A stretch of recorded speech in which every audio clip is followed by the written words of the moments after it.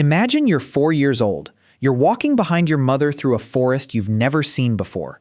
The trees are taller than anything you've ever known. The air smells like wet bark, damp earth, and something else, something alive. Your tribe isn't walking, it's moving. Because winter is coming, and the herds have already begun to leave. You're holding a small carved bone in your hand, a gift from your grandmother. She pressed it into your palm before sunrise and closed your fingers around it. You don't know why. You only know she smiled. One day, you'll understand why she wanted you to carry it. But not today. Your mother turns to speak to your uncle. You stop to watch a beetle crawl across a fallen branch. Just for a second. Just 1 second. You look up. They're gone. Not far away. Gone. The forest is silent. Not peaceful. Watching. You are alone. The sun is already beginning its slow fall toward the trees. And somewhere beyond the trunks, something has already noticed you're alone. Somewhere else, your tribe hasn't realized you're missing yet. When they do, everything is about to change. You run. It's the first decision you make alone, and it's the wrong one. But you don't know that yet. You run until your legs begin to ache. You run until the trees stop looking familiar. You run until every direction feels exactly the same. Then you stop, breathing hard. You turn in a slow circle. North, south, east, west. It doesn't matter. Every tree looks like every other tree. Every shadow stretches the same way. Every path disappears into more forest. You call for your mother. The forest swallows your voice. You listen. Nothing. Not birds, not footsteps, not even the wind. Just silence. The kind of silence that makes you wonder if the whole forest is holding its breath. You call again. Louder this time. Still nothing. Then, somewhere in the distance, leaves move. You freeze. Your heart jumps. They're coming back. You know they are. The bushes shake again. Closer. You take 1 step forward. Another. Then a deer bursts through the undergrowth, looks straight at you, and vanishes between the trees. The forest is empty again. That tiny spark of hope disappears as quickly as it came. And that's when you feel it. Not fear. Something older than fear. Something buried so deep inside you that it doesn't need words. For the first time in your life, you understand what it means to be alone. Because somewhere in this forest, you are no longer the one doing the watching. You are the one being watched. The light changes. At first you barely notice it. The gold fading from the leaves. The shadows stretching a little farther across the ground. The warmth disappearing from your hands. Then the forest begins to change with it. Birds stop singing. The insects grow louder. Everything that hunted during the day begins disappearing. Everything that hunts at night is about to wake up. You've never seen this happen before. Not from outside the safety of your tribe. Never. By now, there should have been smoke rising from the evening fire. Voices, laughter, the smell of meat cooking. Instead, there's only the forest, and it's getting darker by the minute. The air turns colder, fast. 50,000 years ago, even a summer evening in parts of Ice Age Europe could drop close to 40 degrees Fahrenheit after sunset. During colder seasons, it could fall well below freezing before midnight. Your clothes are made from animal hides, good enough beside a fire, not good enough out here. You feel your arms begin to shake. At first, you think you're afraid, but this isn't fear. Your body is trying to stay warm. Every shiver burns energy. Energy you haven't eaten enough to replace. Hunger arrives before you notice it. Cold arrives before you're ready. Darkness arrives whether you are ready or not. Somewhere behind you, your family is searching, but they have one enemy, the same one you do. Every minute the light disappears. Your family's chances of finding you disappear with it. You don't know how much time has passed. 5 minutes, maybe 20. Time feels different when you're waiting for something you can't see. You stay curled beneath the fallen log, knees pulled against your chest, one hand gripping the little bone. The other pressed over your mouth, you barely breathe. Then, a branch snaps. Not far away, you freeze. Your heartbeat becomes so loud, you're certain something else can hear it. Nothing, just silence. Maybe it was only the wind. You wait. Another crack. Closer this time. Leaves rustle. Slow. Careful. Whatever is moving isn't running. It's searching. The footsteps stop, right beside the log. You don't move. You don't even blink. Then, you hear it. Breathing. Not yours. Slow. Deep. Patient. The kind of breathing that belongs to something that isn't afraid. You can't see it, but it can probably smell you. Your heart pounds harder. Every instinct tells you to run, to scream, to do something. You do nothing. And strangely, that's exactly what keeps you alive. Large predators don't always attack the moment they find movement. They watch, they test, they wait for panic. A frightened animal bolts. A frightened animal makes mistakes. You don't. You stay perfectly still, hidden beneath the log, breathing through your nose as quietly as you can. After what feels like forever, the footsteps begin to fade. One step, then another, until the forest is silent again. You don't know what was standing there. Maybe a wolf, maybe a cave hyena, maybe something that simply decided you weren't worth the risk. You'll never know what stood there. And survival doesn't always belong to the strongest. Sometimes it belongs to the quietest. You don't decide to cry. It just happens. The sound tears out of you before you can stop it. Loud, sharp, uncontrolled. It echoes through the trees, then disappears into the forest. For one terrifying second, nothing happens. The breathing stops. The forest goes completely still. Even the insects seem to fall silent. Then, the footsteps begin to move away, slow at first, then farther and farther, until you can't hear them anymore. You don't know why it left. You only know you're still alive. But your cry wasn't just fear. It was one of the oldest survival tools your species ever evolved, long before humans built shelters. Before bows, before fire spread across the world, human children survived because adults could find them. Evolution rewarded the cries that carried the farthest. Over thousands of generations, the children whose voices cut through forests were the ones most likely to be found. The others left no descendants. Human infant cries naturally sit in a range of frequencies that travel surprisingly well through dense woodland, slipping between trunks and echoing through thick vegetation far better than ordinary conversation. You never learned how to cry like that. You were born knowing.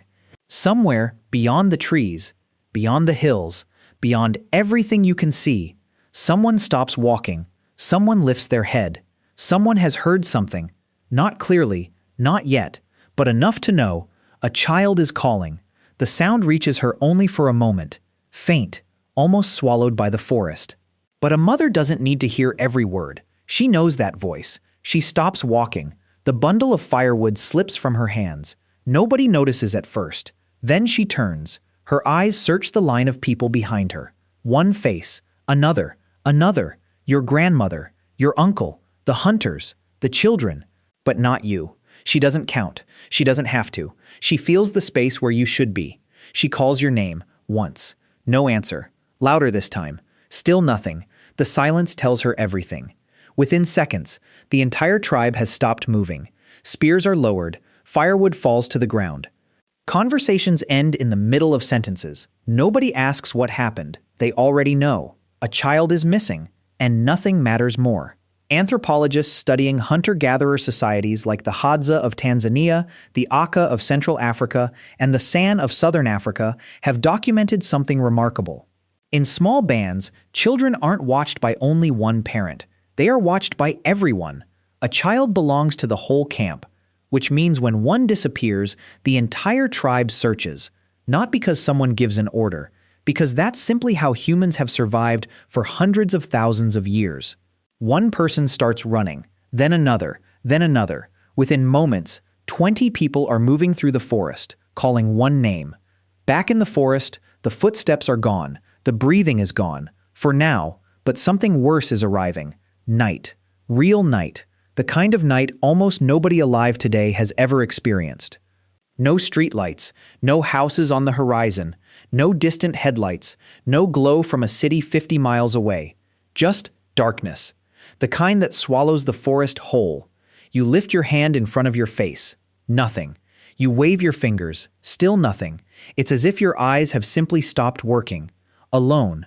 Deep inside an Ice Age forest. And for the first time, you can't even trust your own ears. A leaf skitters across the ground.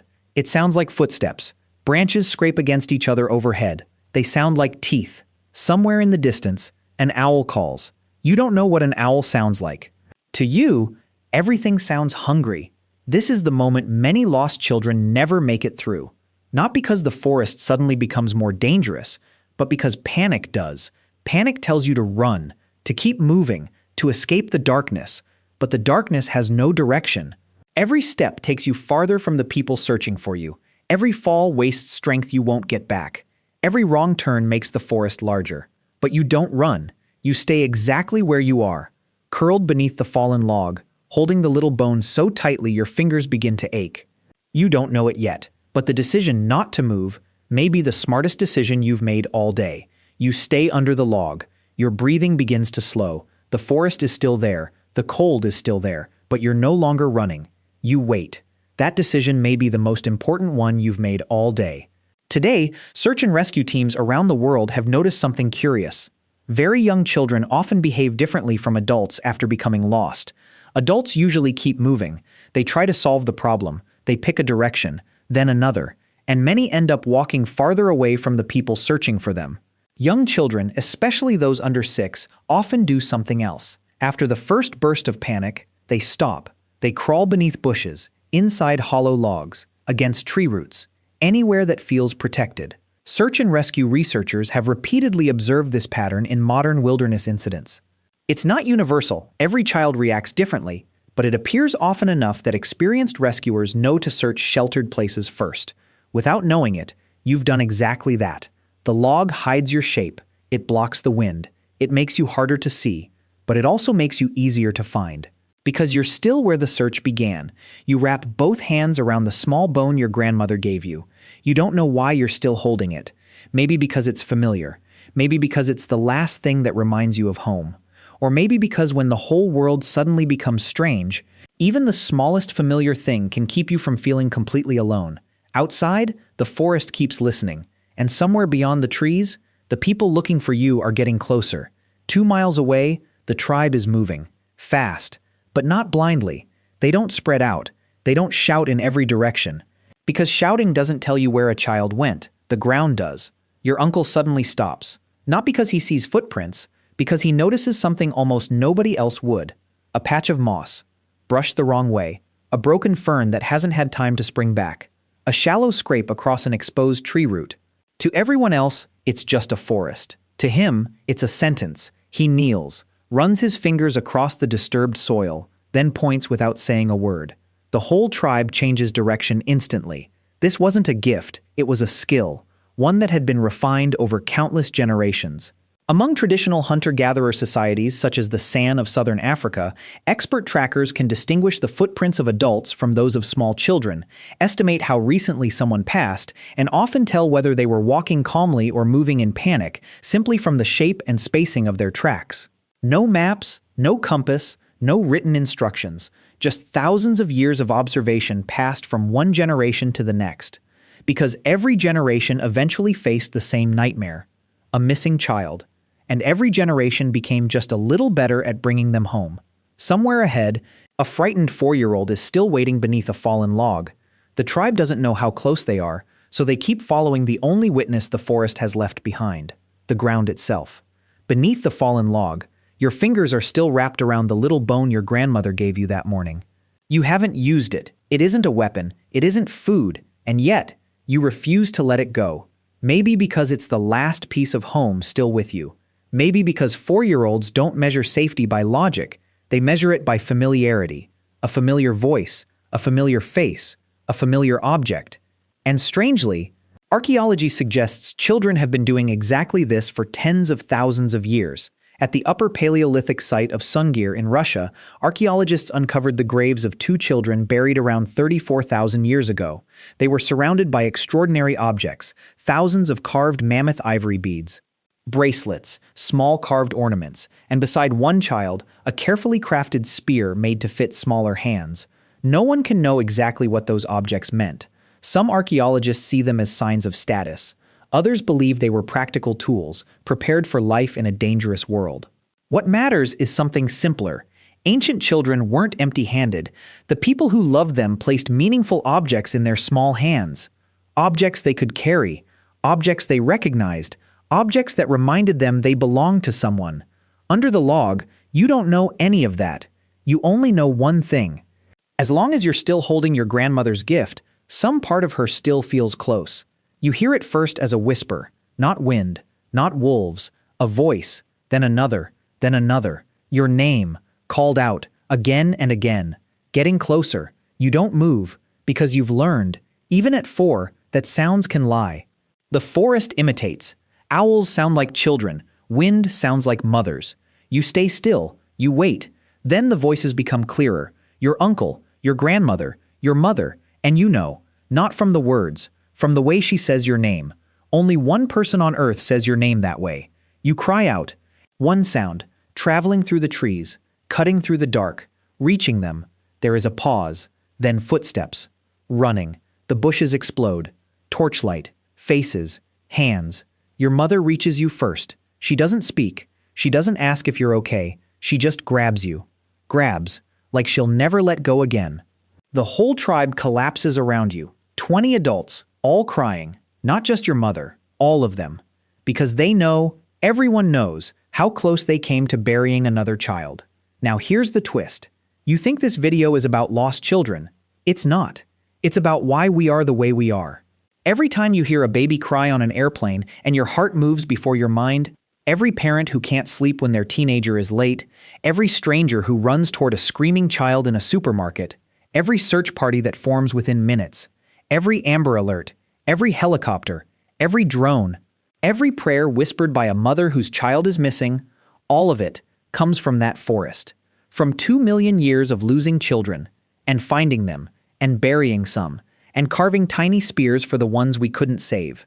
We are the species that refuses to leave a child behind. Not because we're kind, because the tribes that abandoned lost children went extinct. The tribes that ran into the dark became us. So the next time you see a missing child poster on a lamppost, the next time you hear a mother scream a name in a park, the next time a stranger's baby cries and your body moves before your mind agrees, remember, that's not modern instinct. That's not culture. That's not politeness. That's 2 million years of forest, 2 million years of listening, 2 million years of running toward the sound. Ancient humans didn't have police. They didn't have helicopters. They didn't have GPS. They had something better. They had each other. And when a child got lost, the whole world stopped until the child came home, because we are not the species that survives alone.